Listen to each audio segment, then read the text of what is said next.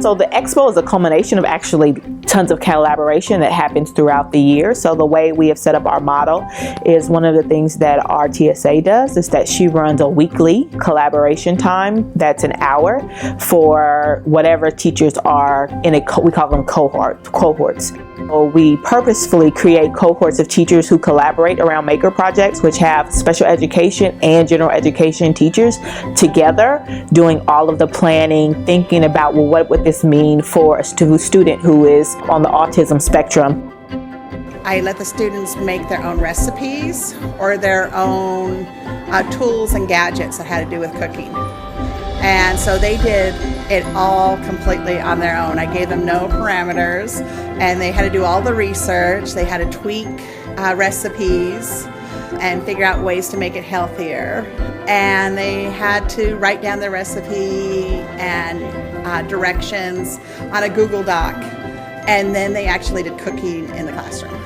So this was a culmination of about a month of projects and learning and getting ready for.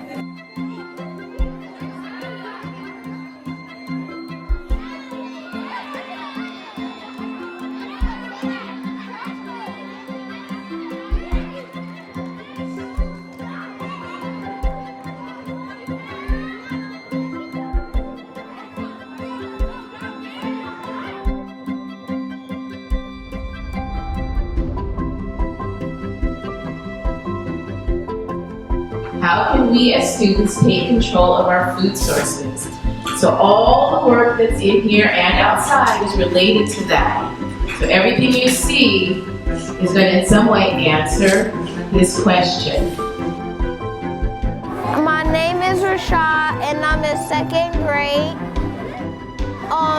We're talking about healthy food because healthy food can help you stay strong and confident and active. That's it. Did you make a planter box? Yes, I did. Tell us a little bit about that process and how you made it. Well, basically, first we had to go through a little hard time because we couldn't figure out which piece went at the bottom. So we had to keep trying until it fitted. Then we had to hammer. And after we hammered, we had to drill and nail. Because at the bottom, the feet wouldn't fit in if we just hammered, so we had to nail them in. We had to drill them in, and that's it. And that's all we had to do for our blender box.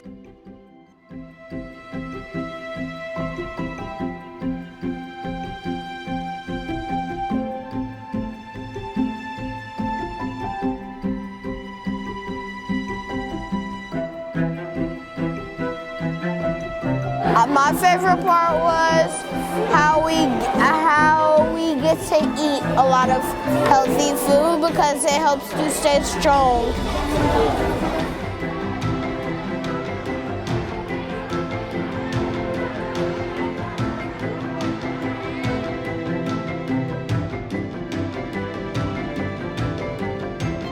We had our Maker Expo this morning, and the students were so excited because they've been working on different things.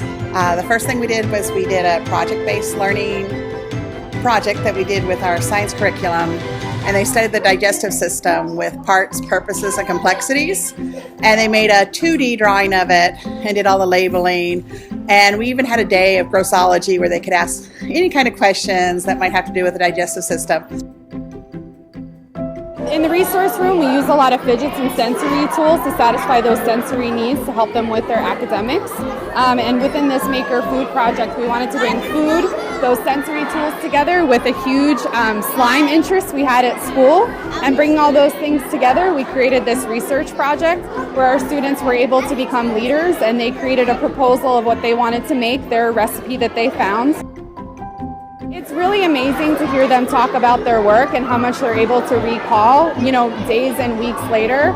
And seeing the confidence that they build, the social skills, it's really incredible to hear them talk about it.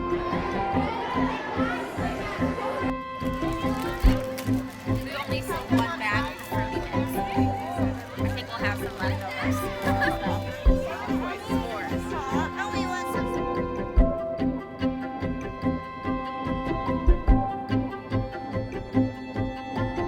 Well, this is our culminating event of the year, and it's a farmer's market that the students had to decide what they wanted to make around health and wellness, and they had to plan, produce, market, package, the whole deal, set up a booth, and sell.